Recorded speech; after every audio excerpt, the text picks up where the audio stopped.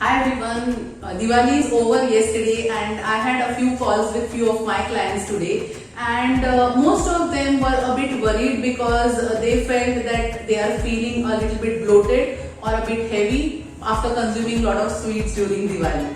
But I told them not to worry because there are 5 elements which we have to detox right now post Diwali. So what are those elements which we had in excess during Diwali? The first thing is salt.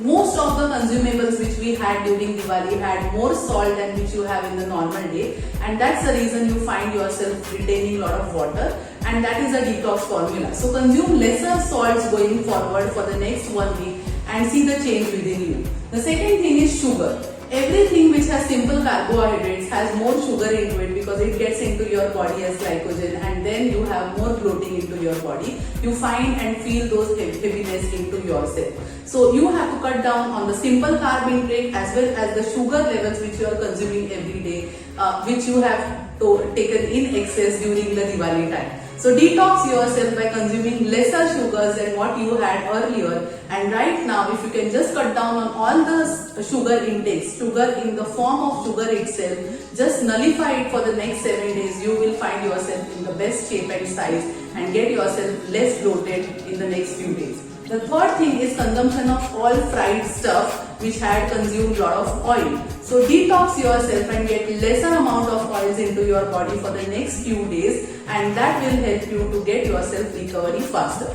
Now few things which we did not intake more in the last few days was the first and foremost element, which is a 0-calorie drink, which is very essential for our sustenance, is water.